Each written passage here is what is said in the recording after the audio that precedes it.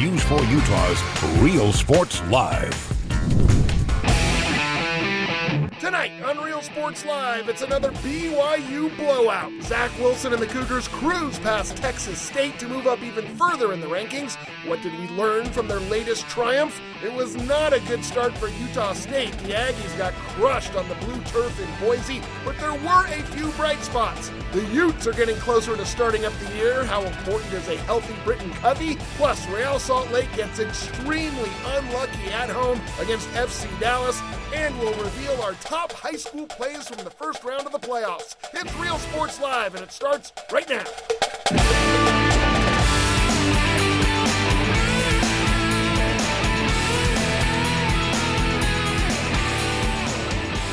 Hey everybody, welcome to Real Sports Live. I'm Wesley Ruff. This is Dana. I love the Dodgers green. Happy man right now. Snow may be falling, but we are heating up with lots of things going on in the local sports world. I got that bad taste out of my mouth from last night. Everything was tasting bad last night. Now it's tasting a little better. Yeah, we're going to talk Utes, Aggies, RSL, but let's begin with BYU. They keep moving on up to number 11 in the latest AP rankings after their latest blowout win. For the first time this year, fans were allowed to watch in person, and they were treated to another show by Zach Wilson against Texas State. 19 of 25, 287 yards, 4 touchdowns. Keanu Hill catches that touchdown right there. Cougars racked up 579 yards of total offense, 227 on the ground, 30 first downs. That was Tyler Algier with a touchdown. Wilson threw 4 TDs, 2 to this guy, tight end Isaac Rex. He's having a great season. After falling behind 7-0 BYU, they rattled off some 49 unanswered points. How good was that? That's the throw everyone's talking about. Back across his body, 45-yard strike to Dax Milne. The defense played very well. Isaiah Kafusi, take a bow, Dax.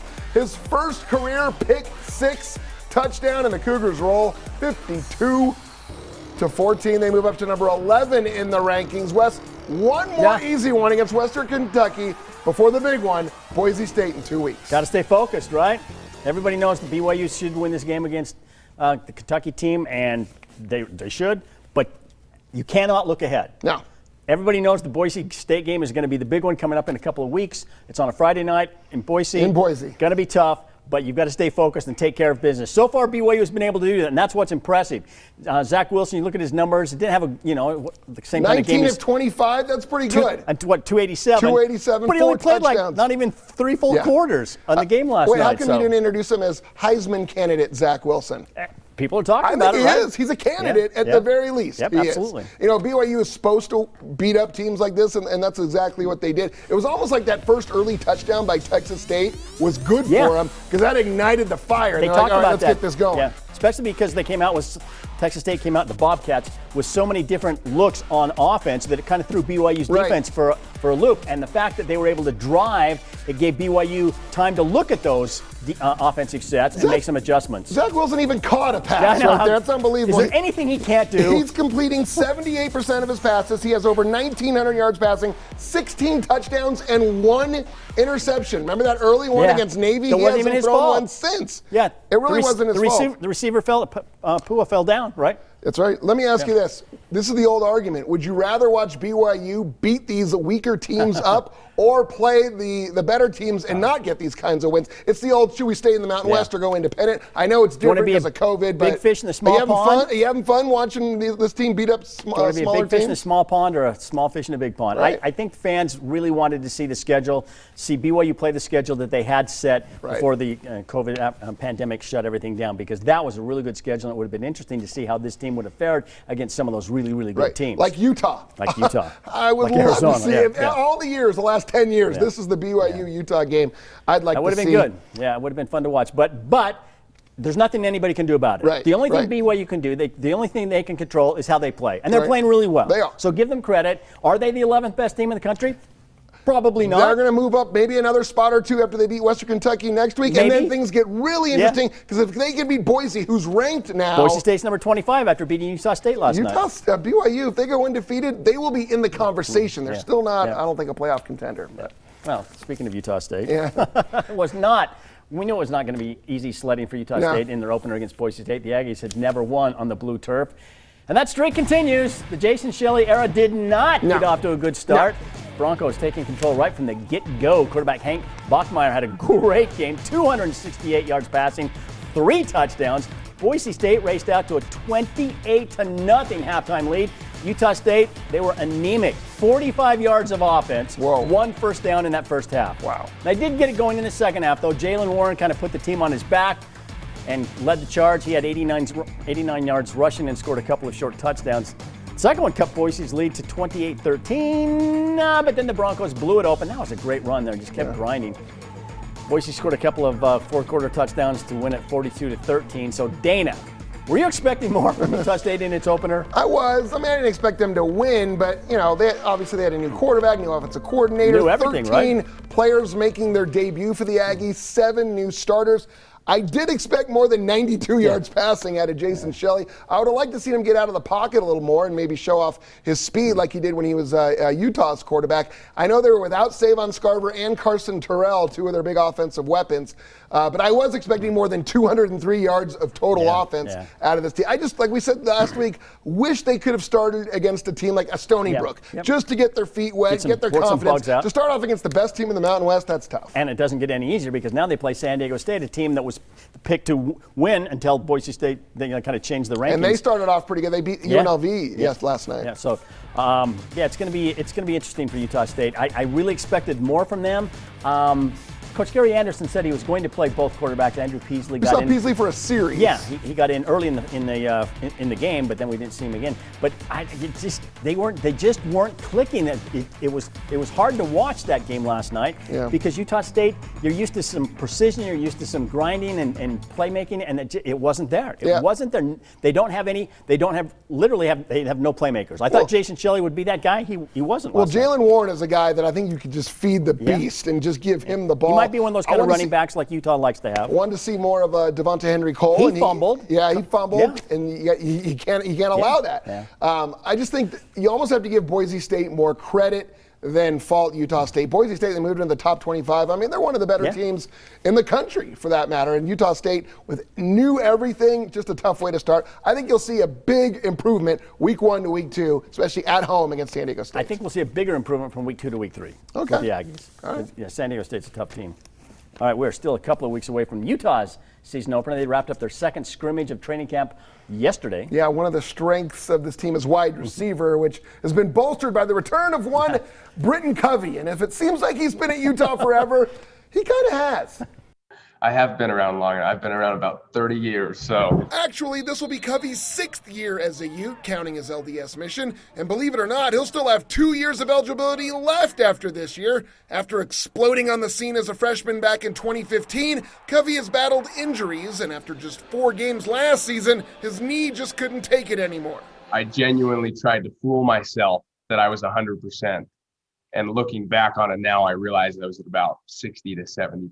And no matter how hard I pushed it, it seemed like my body just wouldn't respond the way I wanted it to. At that point, I just realized that the best thing for me and the team would be to shut it down. Covey said his road to recovery was enhanced by playing on the scout team, going against Utah's NFL caliber secondary. I spent every practice going up against Jalen Johnson, Julian Blackman, Terrell Burgess, Javelin Guidry, Josh Nurse. I mean, 5 guys that are in the NFL. I learned more in those 5 weeks than I have in my whole career about how to be a good receiver. Covey says he's 100% healthy now and is eager to make an impact on what could be a dynamic Utah offense. Much stronger, faster than I've been, even since my mission, which is, that it was a blessing in disguise that last year. I think what it brings is a dynamic player after the catch, somebody that's really can make the first player miss.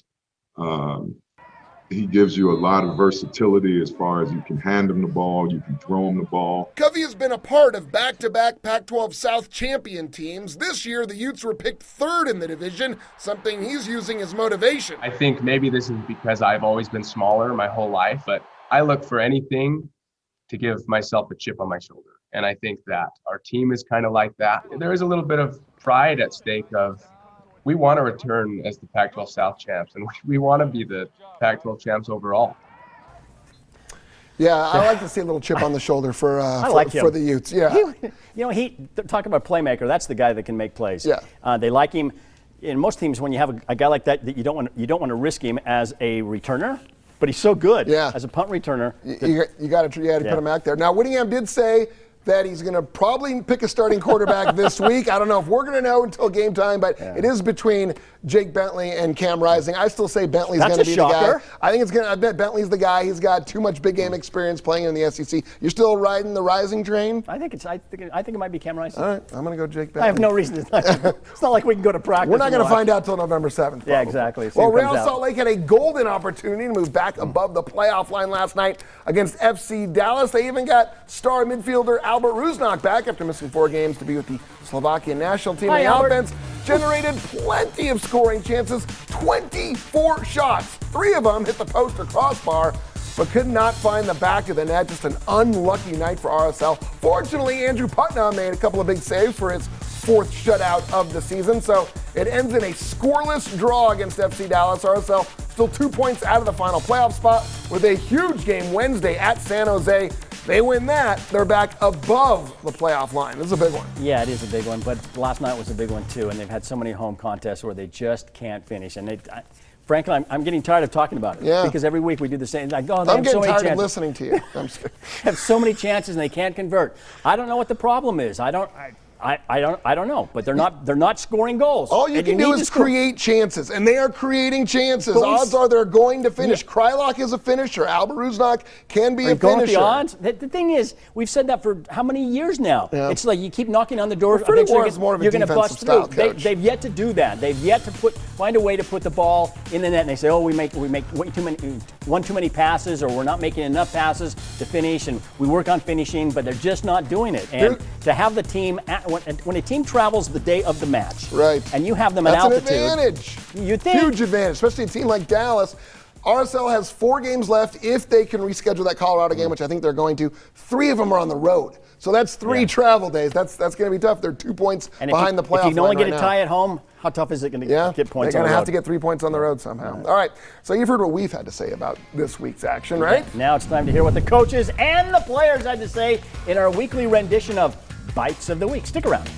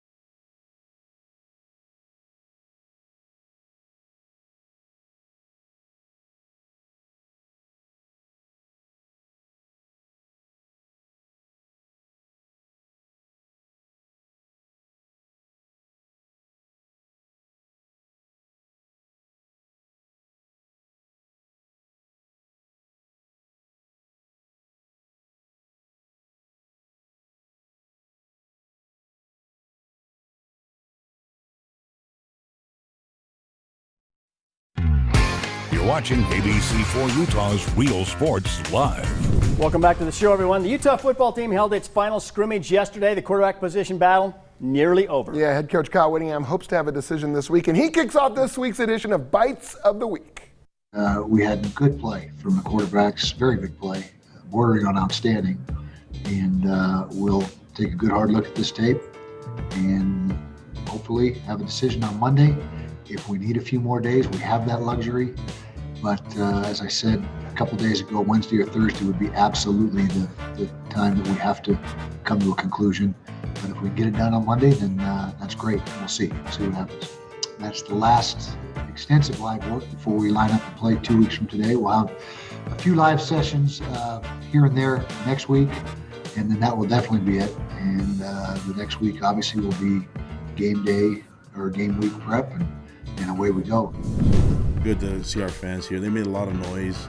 The number that I'm pretty sure we used all 6,000 tickets, so all that 6,000 that came, we made a lot of noise. I'm really happy that they were able to enjoy the game, and it's first. We've had a lot of games without fans, so that was a lot of fun. I texted a teammate of mine who wasn't at the game, and I said, "Hey, I'm gonna get a pick six for you," as I'm driving to the stadium, and told our camera guy, "Hey, I'm getting in the end zone tonight." Before that drive, I kind of brought the defense up, and I said, "Hey, look, we need a big play." I said, we need a sack or a touchdown or a pick, or we just suck. We need to create a big play. And, caught the ball. I was very fortunate to be in the right place at the right time, and was just determined to get in the end zone. Zach, literally, when that throw to Dax, when he was rolling out to the right and just chucked it through all the way to the other sideline, I was amazed, man. I've never seen that before. I've seen a lot of quarterbacks try to make that throw and end up throwing it short. And it's nice. It was a pinpoint throw. I had to look at it on film again, but I was happy with a lot of the things that we did offensively with Zach. All right, it's the final Sunday of the month. It seemed to go by pretty quickly. We were busy keeping an eye on everything so we could find all the wild and the wacky plays in the past 7 days and show them back to you, which is what we're going to do right now, because it's time for the best and the worst. We start with a crazy play. Weaver makes the tackle, and as he stands over the guy, he takes a shot to the midsection. Boom! Oh, he tells him, "Hey, that's not cool. He hit me." He was right. The guy kicked him in a very tender area. Ooh, that's going to ruin your weekend. Look at number 78 here. The running back pulls his pants down. Oh, come on, buddy. This is a family show. Some kicking woes last week. The Boise State punter, wow, the ball goes behind him. Utah State recovers the punt that went minus 38 yards. He punted it off his teammate in front of him right there, and the ball went backwards. But watch this field goal attempt to win the game. Bounces off the upright, then the crossbar, then the other upright, then the crossbar again, and then bounces out, oh my goodness, 4 times, and it didn't go in. Some good plays from the World Series. The throw to first, and how about the stretch there by Choi? He does the splits and hangs on to the baseball. That was supreme effort right there. The Dodgers spent a lot of money to get Mookie Betts, and this is why the guy can make some amazing plays. The leaping grab here, and then this one was even better as he jumps and robs the home run. Timed his leap perfectly, went way above the wall, and brought it down. BYU tight end Isaac Rex had a circus catch last night for the touchdown. The announcers called it a thigh master catch, and you can see why, because he traps the ball between his legs, rolls over, and hangs on for the touchdown. And how good was this one from the NFL? May of the Jets with the interception, which left everyone wondering, how did he do that? He traps the ball off his behind right there, rolls over, the ball moves up his back, but he won't let it touch the ground, and finally gets the interception.